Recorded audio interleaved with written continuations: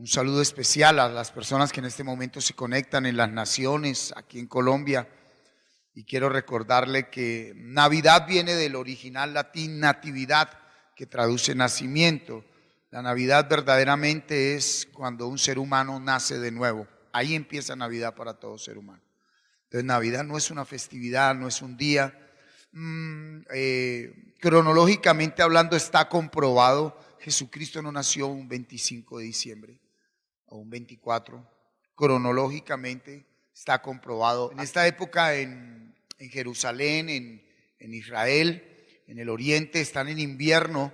En las noches son unas temperaturas muy bajas y hay versículos donde dicen que cuando el niño nació, ¿verdad? Estaban los pastores cuidando sus ovejas y vino el ángel y se presentó a ellos. Lo dice en Lucas capítulo 2.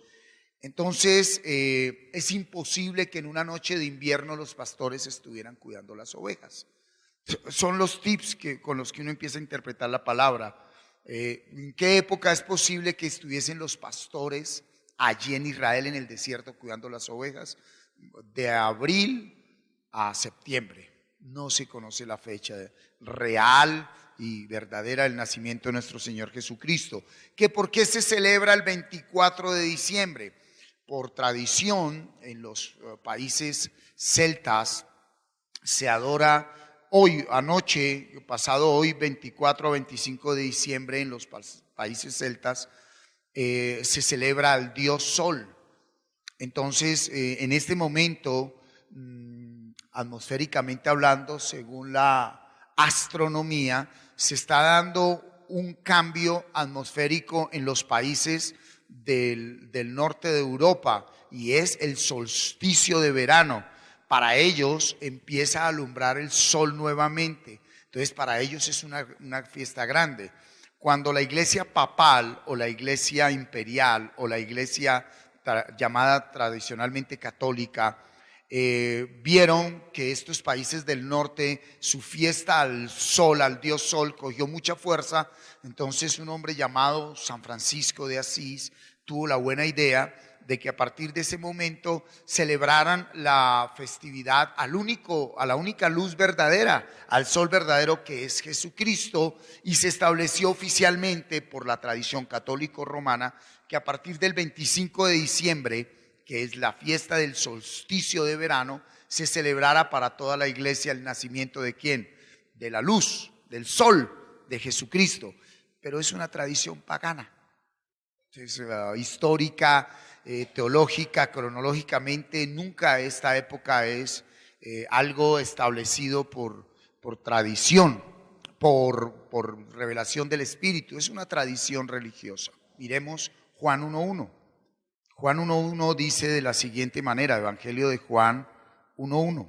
En el principio era el Verbo, y el Verbo era con Dios, y el Verbo era Dios. Este era en el principio con Dios.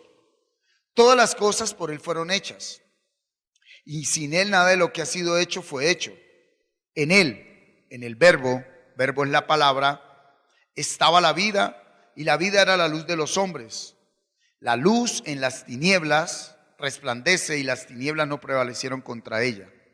Un hombre enviado de Dios, el cual se llamaba Juan. Este vino por testimonio, para que diese testimonio de la luz, a fin de que todos creyesen por él. No era él, Juan el Bautista, la luz, sino para que diese testimonio de la luz. Aquella luz verdadera que alumbra a todo hombre venía a este mundo.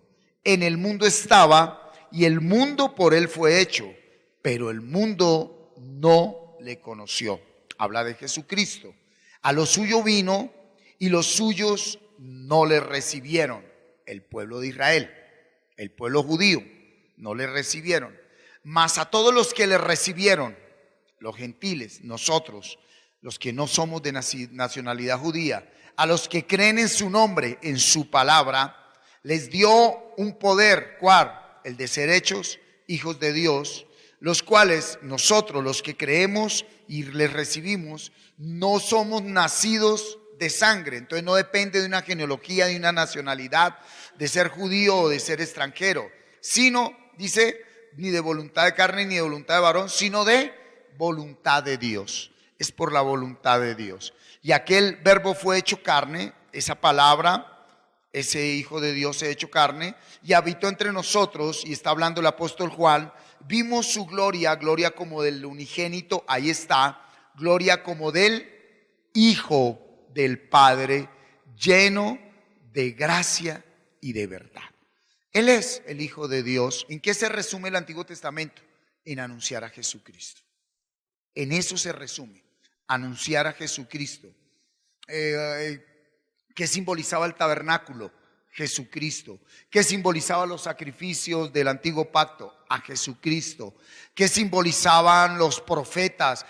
Todo lo que sucedió en ese antiguo pacto, las guerras, era una preparación del pueblo de Dios y de la humanidad de parte de Dios para la llegada de Jesucristo. Pero ¿por qué fue necesario que Jesucristo viniera? Es la pregunta. ¿Sí? Entonces vamos a mirar un momento Génesis para saber, bueno, y el Hijo de Dios, ¿a qué vino? ¿Por qué vino? Y lo vemos en el capítulo 2 de Génesis, versículo 15, vámonos desde el 15, cuando Dios creó al hombre y dice, y tomó pues Jehová Dios al hombre y lo puso en el huerto de Edén. ¿Para qué? Para que lo labrara y lo guardase. Aquí está el propósito de Dios para lo. Apokeimai es guardar, labrar es trabajar, apokeimai es vivir en el Espíritu, es vivir la palabra. Entonces Dios creó a un hombre, ¿para qué? Para que trabaje conforme a la voluntad de Dios. Para eso creó Dios al hombre. ¿Al día de hoy ha cambiado algo? No, Dios quiere que el comerciante hoy comercie viviendo la palabra de Dios. Dios quiere que el ingeniero construya viviendo la palabra de Dios. Dios quiere que el esposo tenga una esposa, tenga su intimidad sexual, sus hijos, su trabajo, su diario vivir, viviendo la palabra de Dios. En eso se resume todo. ¿Para qué estamos aquí? Para que lo que usted haga, sea pintor, sea escultor, sea artista, sea deportista, sea político, sea lo que sea, lo haga viviendo la palabra de Dios. ¿Por qué? Porque Él fue el que nos diseñó. Y cuando yo hago la voluntad de Él, entonces voy cumpliendo el propósito de Él, ¿verdad? Entonces dice que lo colocó en un lugar con un propósito. El lugar donde tú y yo estamos allí con un propósito. ¿Cuál? Hacer la voluntad de Dios. ¿Por qué vemos una humanidad como está? Porque el hombre dejó de hacer la voluntad de Dios y convirtió la relación con Dios, que era vivir la palabra, en esto, en rituales, en creencias, en tabúes, en una cantidad de cosas, ¿cierto? Ahora mire el 16, y dio una orden, Dios al hombre, le dijo, de todo árbol del huerto podrás comer, mas del árbol de la ciencia del bien y del mal no comerás, porque el día que de él comieres ciertamente morirás. ¿Qué le dijo Dios? Hombre, disfrute este mundo, pero obedézcame. ¿Qué le dijo Dios? Disfrute. ¿Sí? Hoy es 25, que se van a un asado de río, a un sancocho de río. Vaya, pero obedézcame. ¿Que vas a hacerte profesional? Hágase profesional, pero obedézcame. Entonces lo primero que Dios dijo es, haga lo que quiera, pero obedézcame. Y entonces la pregunta de uno es, bueno, ¿y qué es obedecerle? Aquí fue donde nació todo. Ahí fue donde el hombre, porque aquí era solo una palabra, ¿cuál? No coma del árbol del bien y del mal. ¿Cómo lo puedo yo conceptualizar? Póngame cuidado, es mi aplicación, entendimiento. ¿Qué dijo Dios? Usted no sabe qué es bueno y qué es malo si no está en mi presencia. El problema de los hombres es que creemos saber qué es bueno y qué es malo. ¿Cuál es la pelea en los hogares? Esto es bueno, esto es malo. Véanlo desde toda perspectiva. Véanlo desde toda perspectiva, ¿sí? Cuando uno está por encima del bien y del mal, ¿qué es? Que deja uno de conceptualizar cosas buenas y malas. ¿Por qué? Porque está haciendo la voluntad de Dios. Aún haciendo la voluntad de Dios, yo no juzgo lo que según mi mente es malo. Dejo eso quieto. No juzgo lo que según mi mente es bueno. Dejo eso quieto. Pero entonces démonos cuenta ya cómo nosotros estamos ¿qué? Ligados. ¿Atados a qué? A un sistema de pensamiento que siempre nos va a direccionar entre lo bueno y lo malo. En el capítulo 3 de Génesis aparece un ser llamado Lucifer que cuando uno lo lee en Isaías 14 y en Ezequiel 28 nos habla de él. Es un arcángel, un príncipe de Dios, que al que le dio una autoridad especial, lo llenó de sabiduría, le llamó ungido en su momento, el ungido, ¿verdad? ¿Por qué? Porque estaba más unido a Dios que los otros arcángeles y ángeles y querubines y serafines. Y Lucifer se rebeló contra Dios, que quiere decir dejó de mirar a Dios, y en algún momento él pensó, Lucifer, que lo que él era por él, que él lo había hecho. La característica número uno de alguien que aún no ha conocido a Jesucristo, somos aquellos que pensamos que lo que somos, tenemos, hacemos y podemos es por nosotros mismos. Lo primero que uno entiende en Jesucristo es todo lo que soy. Mire, si usted hoy está sin una gota de licor en su sangre, sin pecado en su vida, es por gracia de Dios. No por sus oraciones, ni por sus ayunos, ni porque sea católico o evangélico, no. Todo eso se lo inventó el hombre. Por gracia de Dios. Entonces, si yo estoy al lado de alguien que ahorita está alcoholizado, que no ha llegado a la casa, o que sigue tomando en la casa, o que esté drogado, o que esté como esté, ¿cuál es la oración más grande? Es: así como tuviste misericordia de mí, ten misericordia de él. Porque hasta que Dios no dé la orden que ese estilo de vida se vaya a esa persona, de ahí no se va nada, ¿verdad? Porque usted y yo estamos hoy sobrios, relucientes, resplandecientes, con fuerzas, con ganas de seguir adelante, por gracia de Dios. Bien, entonces a partir de este momento, ¿qué sucede? Se distorsiona todo para mal de nosotros, ¿sí? Dios dijo: no comas del árbol de la ciencia del bien y del mal, porque el día que ciertamente comas de él, morirás. Una persona que se mueve en desobediencia a la palabra vive cultura de muerte.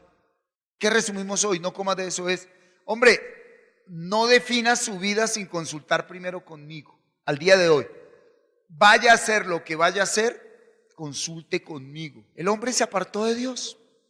El hombre no hizo la voluntad de Dios. ¿Y qué empezó a demandar Dios a partir de este momento? Obediencia, obediencia. Mire, de aquí, de este momento, a Abraham, que es el primer hombre que le vuelve a hablar Dios directamente, pasaron 2000 años, cronológicamente hablando. Entonces, mire, coja usted Génesis 3, 4, 5, 6, 7, 8, 9, 10, 11, 12. Del capítulo 3 al capítulo 12 hay 2000 años cronológicos según la Biblia. Ahí encontramos dos personajes claves. ¿Cuáles? Noé, el arca, y ¿quién más? ¿A quién fue el que traspuso Dios? Enoc, de la generación de Adán y de Noé, ¿verdad? Listo. Viene la Torre de Babel, la división de todo, una cantidad de cosas maravillosas. Capítulo 6, Dios dice: me arrepiento de haber creado al hombre. Cuando dijo me arrepiento de haber creado al hombre, no es porque estuviera feliz con la mujer. Habla de género, el ser humano, ¿no? Dijo porque el hombre no quiere hacer sino, ¿qué dijo? Cuando lo lee uno en el 6, el hombre quiere hacer lo que piensa, siente y desea, y eso lo va a destruir. Ser humilde, ¿sabe qué es? Que lo que uno piense, siente y desea, lo ponga en presencia de Dios, por más seguro que uno esté. Inclusive cosas buenas. Ay, voy a dar este mercadito. Para mí es muy bueno y que, Señor, ¿es esta tu voluntad? Ay, pero ¿qué tiene de malo dar un mercado? Ahí está. Entonces el problema de nosotros es pensar que sabemos que es bueno y malo. ¿Está claro hasta ahí?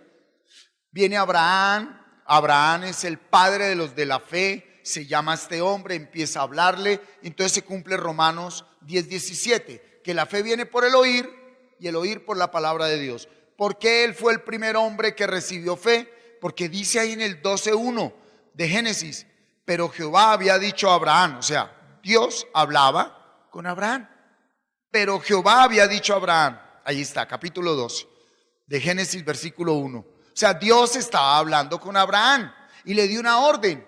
Pero pues para que Abraham hubiese cumplido esa orden, siendo un hombre de dinero, Abraham, un hombre reconocido allí en Harán, y venía de Ur de los Caldeos, pues era porque llevaban tiempo hablando, porque le dijo: deje todas sus riquezas, deje toda la tierra, deje su familia y váyase. Para que hubiese obedecido, es porque llevaba a Dios hablándole. Para que uno obedezca la palabra de Dios, tiene primero que oírla. Oírla. Porque la palabra de Dios tiene poder. Es lo único. Ahora, cuando uno no ha oído la palabra de Dios, sí se han dado cuenta que, porque uno, oye, ¿por qué usted hace lo que Él le dijo? Porque el espíritu que está en ti no es el espíritu de la palabra de Dios. Hay personas que anoche decían, no me tomo un solo trago. Y vino alguien en un segundo y le dijo, camine, una cervecita, va, uno. En él está el espíritu del mundo. Y entonces el espíritu del mundo le dice, lo inspira, lo motiva, lo anima, y dice, un hito. Por ahí debe estar llorando en un andén. Entonces, antes de usted oír la palabra de Dios, lo que lo inspira, motiva y anima, ¿qué es? Es una intención, una intuición, un deseo de hacer lo que el mundo manda, porque es el espíritu del mundo en el hombre. Entonces a veces uno dice, pero ¿por qué yo quiero hacer esto si eso no es? Porque en ti está el espíritu del mundo. Por eso allá dijo, al mundo vino, Él creó el mundo, pero el mundo no le conoció. Porque el Espíritu de Dios viene directamente de Dios. Entonces viene todo el tiempo del antiguo pacto, viene Abraham, padre de Isaac, el hijo de la promesa, viene con Isaac, Jacob y Esaú, con Jacob viene el pueblo de Israel, que son los 12 hijos de Israel, los 12 hijos de Jacob. Entonces miremos un momentico Isaías capítulo 9, versículo 1. Mas no habrá siempre oscuridad para la que está ahora en angustia. Está hablando del pueblo de Israel. Y está hablando al día de hoy para aquellos que no conocen a Jesucristo. Mire, ¿qué está diciendo el Señor? No habrá siempre oscuridad para el que está en oscuridad. ¿Cierto? Tal como la aflicción que le vino en el tiempo que livianamente tocaron la primera vez a la tierra de Saulón y a la tierra de Neftalí, historia del pueblo de Israel, pues al fin llenará de gloria el camino del mar de aquel lado del Jordán en Galilea de los gentiles. Tremendo profeta. Está hablando para 700 años después, para 2700 años después. Mire lo que dice el versículo 2. El pueblo que andaba en tinieblas vio gran luz. Es importante que entendamos esto. ¿A dónde viene Jesús? A donde hay oscuridad. ¿A dónde viene Jesús? A donde hay pecado. ¿A dónde viene Jesús? A donde hay tinieblas. Los que moraban en tierra de sombra de muerte, luz resplandeció sobre ellos. Multiplicaste la gente y aumentaste la alegría. Está hablando de lo que es Jesucristo. Se alegrarán delante de ti como se alegran en la siega, como se gozan cuando reparten despojos, porque tú quebraste su pesado yugo. Características de la presencia de Jesucristo en la vida de alguien. Y la vara de su hombro y el cetro de su opresor, como en el día de Madián. La característica de la función que viene a cumplir Jesucristo. Porque todo calzado que lleva el guerrero en el tumulto de la batalla y todo manto revolcado en sangre serán quemados, pasto del fuego. Que está hablando, la violencia será hecha a un lado. Está hablando del reinado verdadero de Jesucristo cuando venga por segunda vez. Y del reinado verdadero de Jesucristo cuando esté en la vida de alguien. Mire, esclave esto. Por lo regular, cuando uno no conoce a Jesucristo, todo lo quiere arreglar por la violencia. Todo lo quiere arreglar con sangre. Todo lo quiere arreglar a las malas. Porque sí, porque es que yo tengo la razón, porque es que esto es la verdad y lo bueno.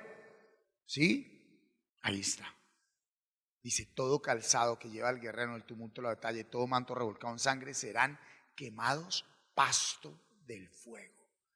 Lo primero que consume la presencia de Jesucristo en la vida de alguien que ha nacido de nuevo es que ese espíritu de violencia, ese espíritu de soberbia, de leviatán. Cuando Jesucristo revela nuestras vidas, ya no quiere arreglar las vainas de las patadas.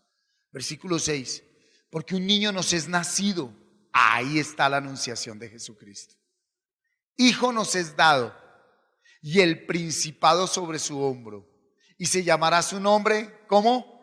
Admirable, consejero, Dios fuerte, Padre eterno, príncipe de paz. Las características de Jesucristo. Por eso Es importante entender algo. Mire, nosotros que conocemos del Señor, que llevamos un proceso por su gracia y su misericordia, ¿qué significa traer a alguien a Jesucristo? No es traerlo a una religión, es vivir esto. Dice que Él es admirable. Dios mío, eso solo lo puede explicar Jesucristo al que se le revela a alguien. Para mí es admirable un 25 de diciembre poder estar en lucidez. Consejero, cuando tú conoces a Jesucristo no necesitas consejería de ningún hombre. Dios fuerte, cuando Jesucristo está en tu vida, hay una fortaleza y poder sobre el mundo. Padre eterno, por favor entendamos la paternidad, la cobertura de Él. Estamos bajo la aljaba de su mano.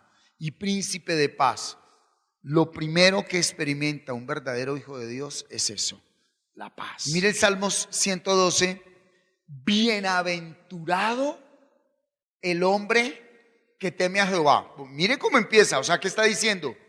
Doblemente bendecido, verdaderamente feliz, bendecido, bueno, todos los títulos que le quiera colocar, es el hombre que obedece a Jehová.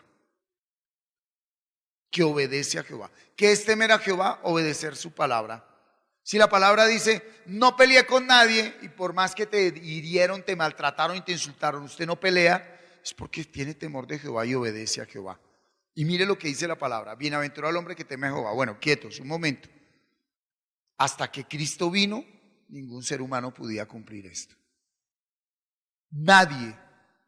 ¿De quién está hablando el Salmo 112? De Jesucristo. Mírelo. Por eso Él es el bienaventurado.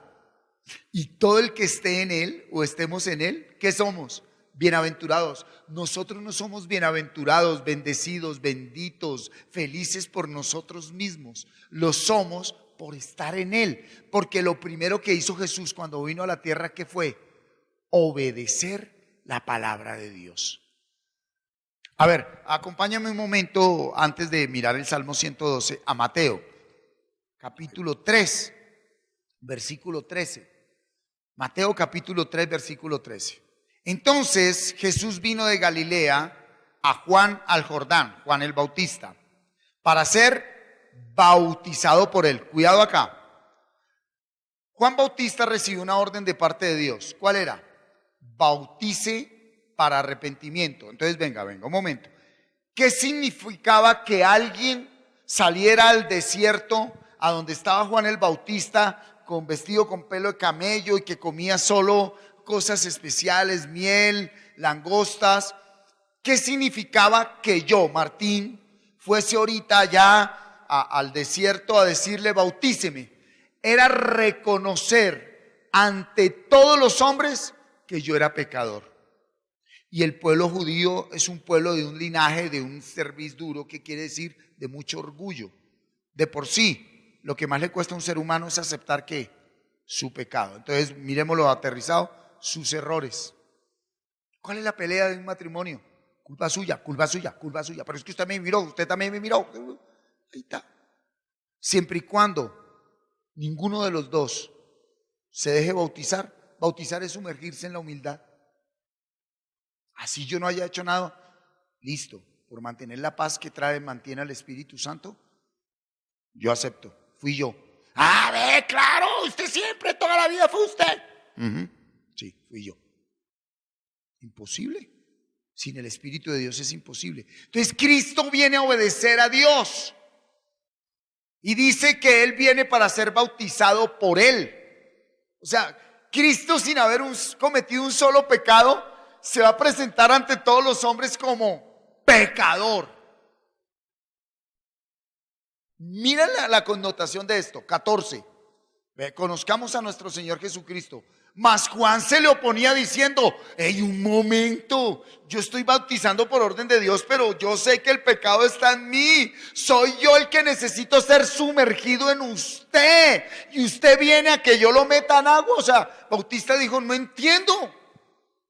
¿Cómo así? Pero si usted es el que me viene a mí a ser libre, y viene usted a que yo lo sumerja en agua. O sea, Bautista le está, como Bautista conocía, dijo: usted no es pecador, ¿cómo se va a presentar ante pecador ante los demás?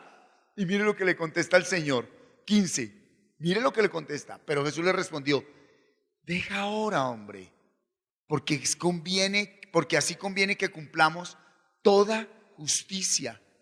O sea, Jesús dijo: a mí no me importan las apariencias, yo vengo es a obedecer. Y lo primero que me dijo mi padre es: preséntese como pecador, aunque usted no es pecador. El que tenga oídos que oiga. Preséntese como pecador. ¿Por qué? Porque usted es el que los va a salvar. Y si se presenta como Dios, como justo, como bueno, entonces ¿a quién va a salvar? ¿Cómo vamos a dar nosotros una palabra de salvación allá, hijita, con una actitud legalista? Entonces ¿qué le toca al Señor? Venir y revolcarlo y decirle: mire del estiércol que usted está hecho, mire la porquería que usted es, deje de creerse bueno, deje de creerse justo, que porque ya se sabe 2 versículos a ver, no hay pecado más grande que hoy, por estar aquí sobrios, pensamos que somos mejor que los demás. Mentira. El que hoy desprecia al pecador, que porque está en pecado, que mire cómo toman, que mire cómo bailan, que mire cómo hacen ruido, que mire cómo comen, que mire cómo tragan, que mire cómo hacen novenas. Usted no ha conocido a Cristo, hermano. Usted no conoce al Señor todavía. Y Jesús, después que fue bautizado, subió luego del agua, y aquí los cielos le fueron abiertos, y vio al Espíritu de Dios que descendía como paloma y venía sobre él. 17, léalo. Y hubo una voz de los cielos que decía: este es mi Hijo amado, en quien tengo complacencia. ¿Por qué? Porque acaba de obedecerme. ¿En quién se complace Dios? En quien le obedece. Y usted y yo nunca vamos a obedecer a Dios. Nunca. Por favor, escuche. Nunca. ¿Cómo así? Nunca. Usted y yo nunca le obedecimos, ni le obedecemos, ni le obedeceremos. Y entonces, en Cristo es que le obedecimos a Él. Ya le obedeció usted. Jesucristo es el Hijo de Dios que vino y obedeció la palabra de Dios completamente, se hizo pecador, murió en una cruz para salvarnos, darnos la vida eterna, y nos regaló nuevamente la vida del Espíritu. La pregunta ahorita que usted debe responderse y tener en claro es: ¿está el Espíritu de Jesucristo en mí? Porque si está el Espíritu de Jesucristo en usted, míreme acá, en este momento ante Dios, usted ya obedeció. ¿Por qué? Porque ya el Padre no te ve a ti. Cuando tu mente empieza a ser renovada con esa palabra, el cuerpo empieza a obedecer. El cuerpo empieza a obedecer. El cuerpo empieza a obedecer. El cuerpo empieza a obedecer. Ese es el espíritu de la palabra. Entonces dice que Él fue el que obedeció y el que le dio complacencia al Señor. Volvamos ahora sí al 112. Devuélvase conmigo al 112. Ahora sí lo vamos a poder comprender mucho mejor. Mire esa belleza de salmo. ¿De quién habla? De Jesucristo. Bienaventurado Jesucristo, que tuvo temor a Jehová y en su palabra se deleita en gran manera. ¿Quién se deleita en la palabra de Dios? Pues la misma palabra, Jesucristo. Y si yo tengo el espíritu de Jesucristo, tengo temor de Jehová y tengo deleite en obedecer su palabra. Ejemplo, Mateo capítulo 5, Evangelio del Reino. ¿A usted le complace perdonar? Usted se goza bendiciendo a sus enemigos. Voy a soltarle una muy linda. Para usted es una gran felicidad que lo humillen. Ah, bueno, entonces, a ver, Ya lo que entiendo no lo entiendo en la carne, sino en el espíritu. Aún ni siquiera a Cristo lo vemos como carne, como allá el que hizo milagros, sanidades y prodigios y dio de comer. No, ahora él lo entendemos es en el espíritu. Sí se puede, iglesia. Ese es Jesucristo. Por eso, ¿de qué manera un día como hoy le podemos dar esa alabanza a Él? ¿Por qué? Porque uno dice, Señor, yo nunca pensé que me iba a gozar. ¿En qué? En que me rechacen, en lo que me gozo hoy. Ahora, ¿cómo vaya tu proceso hoy? Es sencillo. Estableces amistad con Él. Háblale cara a cara, espíritu a espíritu. Señor Jesucristo, quiero conocerte. Punto. Y entonces Él, ¿qué le dice? Permanece en mí. Permanece en mí. Y al permanecer en mí, ¿qué? Vas a conocerme, que es la verdad, yo soy la verdad, ¿sí? Y el conocer esa verdad te hará mi discípulo y serás libre. ¿Libre de qué? Eso ya es solo de nosotros los discípulos. Venga y miremos solo esos 4 primeros versículos. Dice, tu descendencia será poderosa en la tierra. Quieto.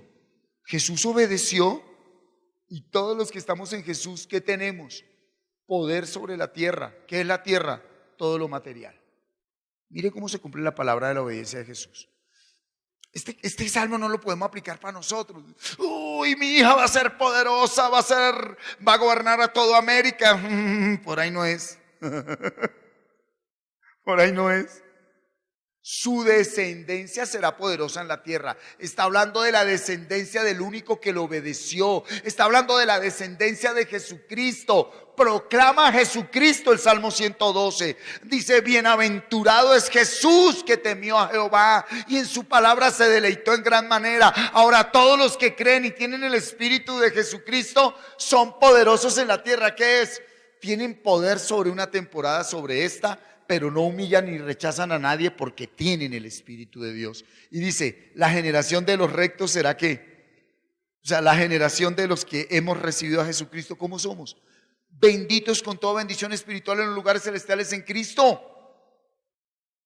Tenga plata o no tenga plata, tenga pavo para la cena o no tenga ropa, no tenga cosas, no tenga, usted ya es bendito. ¿Por qué? Porque el Espíritu de Dios da testimonio a mi espíritu que soy bendito. No necesito verlo, ya lo soy. Y como lo soy adentro, a mi vida va a llegar lo que Dios quiere que llegue. Punto. Y la palabra dice que nunca ha visto un justo desamparado, ni su descendencia que mendigue pan. Él dijo que por servirle a Él y vivir en esa gracia de Él, nos íbamos a tener aún cosas que ni nos vamos a imaginar. A usted y a mí no nos apasiona lo terrenal. La descendencia de Jesucristo es poderosa y esa descendencia es usted. Esa descendencia son sus hijos. Sus hijos no serán poderosos por usted. Si usted piensa que sus hijos van a ser poderosos por usted, serán malditos. Está hablando del Salmo 112. Señor, yo cometí muchos errores, pero hoy mis hijos tienen poder en la tierra porque son tu descendencia, es tu generación. Somos los rectos, somos los justos, ¿verdad? Y estos gestos rectos y justos, ¿cómo somos? Benditos. Y ahora sí viene el versículo 3, ¿sí? Bienes y riquezas hay en su casa. Mi hermano, esto solo lo entiende en este momento la iglesia. Cierra usted sus ojitos y mira su mente y lo único que encuentra que es bien y riqueza. ¿Por qué? Porque usted ya no odia a nadie. Usted ya no tiene conflicto ni con usted ni con nadie. Perdonó su pasado, su pecado, borró su pasado. ¿Qué saca usted hoy lleno de plata? Estar en las playas, estar por allá en Egipto, en Israel, en el Mediterráneo, en un crucero, en un hotel 5 estrellas. Si cuando cierra sus ojitos en la noche lo único que tiene es odio, no bien sino mal. Y aunque tiene riqueza en el bolsillo y todo el mundo se le humilla por el dinero, lo que usted tiene adentro no es riqueza sino pobreza. ¿Por qué? Porque es humillante, porque desprecia, porque no es capaz de compartirle pan al necesitado, no puede darle al otro lo que necesita sabiendo que usted lo puede dar. Bien y riqueza no tiene que ver afuera, tiene que ver adentro. Y cuando uno conoció a Jesucristo, uno cierra sus ojitos y dice: Señor, pa' donde mire está tu bienestar, tu riqueza. Es el reino de Dios. Y lo mejor, y eso permanece para siempre. Anuncia a Jesucristo. El Salmo 112. Vaya para el reino y se da cuenta que está lleno de bienestar y de riqueza. Por eso con ese mismo profeta dijo: no os acordéis más de las cosas pasadas, ni traigáis a memoria las cosas antiguas. He aquí yo algo nuevo, ¿no lo podréis ver? Yo ahorita lo estoy viendo. Ya ni quiero recordar mis 25 de años pasados. No, ni los primeros de enero. ¿Para qué? Es que ni para dar testimonio, ni para nada. ¿Usted dónde está? ¿Dónde debo estar? ¿Y qué hace? Haciendo lo que debo hacer. Hay gente que no puede estar en paz. Hay gente que se volvió tan activista, se volvieron esclavos del activismo. Hay gente que no pueden estarse media hora sin hacer nada en reposo en la casa. Ni están en paz ni dejan estar en paz a nadie. Haga lo único grande que puede hacer el ser humano, que repose en la presencia de Dios. Ahora, reposo no es ausencia de actividad, pero revise cómo está su vida. Tener a Jesucristo es. Ahora, qué tremendo el versículo 4. Resplandeció en las tinieblas luz a los rectos. Perdón, es muy posible que alguien de tu generación, de tu familia, de tus hijos, de tus personas que amas, estén en tinieblas. Mire la promesa. Ahí va a resplandecer luz. ¿Por qué? Porque Él es clemente, misericordioso y justo. ¿Qué tal Dios fuera como nosotros? En el trono ahorita, ¿cuántos están amanecidos? ¡Quémenlos! ¿Cuántos están drogados? ¡Destrúyalos! ¿Cuántos están adulterando? ¡Mátenlos! No, Él está ahí, Él es Dios. Dice, ellos ya cambiaron. Y entonces viene Satanás y dice, ¿por qué? Y se levanta el hijo y dice, porque yo morí por ellos. Le invito a que para el 2017 usted interiorice ese Salmo 112, para que no juzguemos más a nadie, ni nos juzguemos a nosotros. El 2017 no va a ser el mejor año, no, es usted el que va a ser mejor en el 2017. Sí, porque el 2017 será, no, el 2017 no existe. Es usted el que existe en un año cronológico y su vida por estar en la palabra va a ser cada vez ¿qué? Mejor. Continuemos, versículo 5. El hombre de bien tiene misericordia y presta. Entonces aquí ya empieza a hablar de las características de quién, de la descendencia de Jehová, de la descendencia de Jesucristo.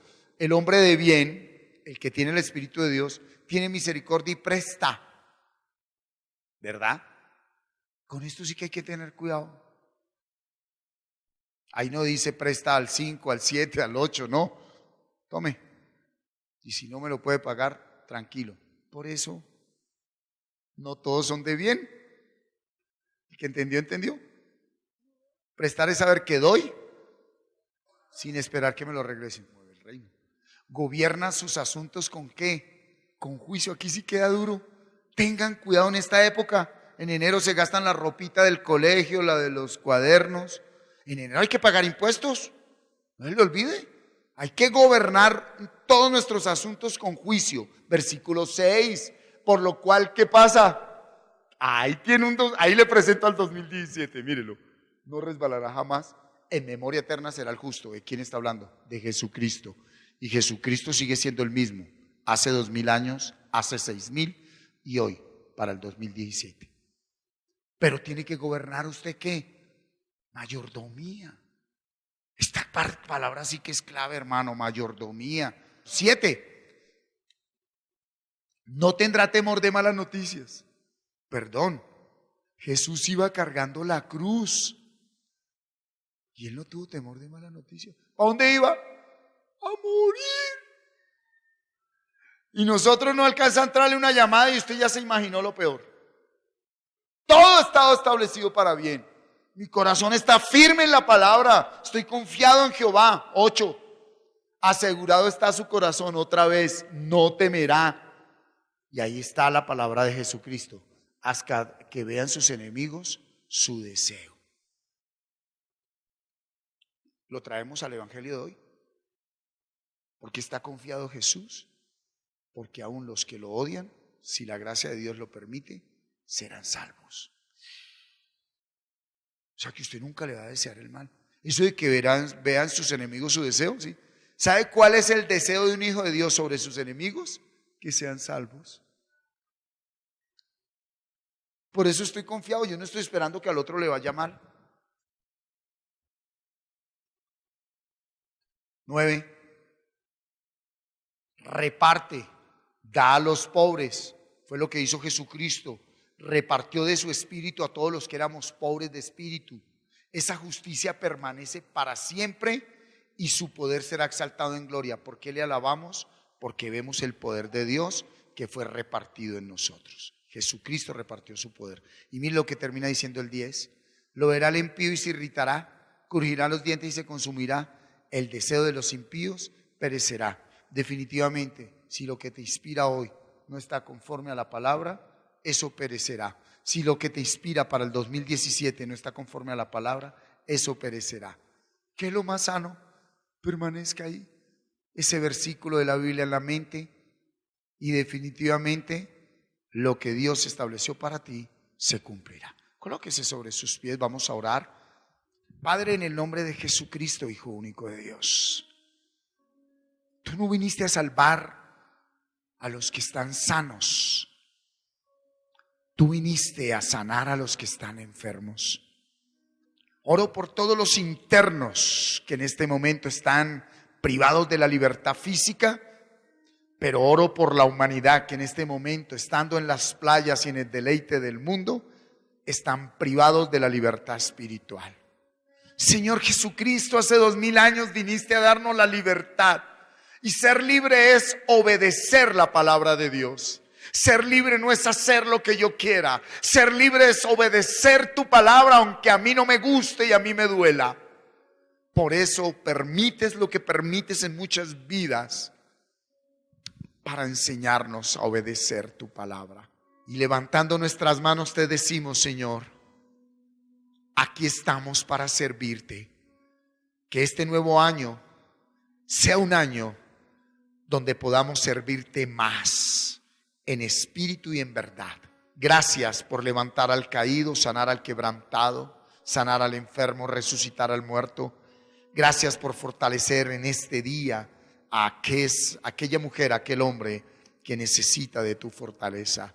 Tú eres nuestro Padre, somos tus hijos en Jesucristo y gracias por tu Espíritu Santo. Una vez más, gracias por haber estado con nosotros. Deseamos que esta palabra haya llegado a su corazón de parte de Dios.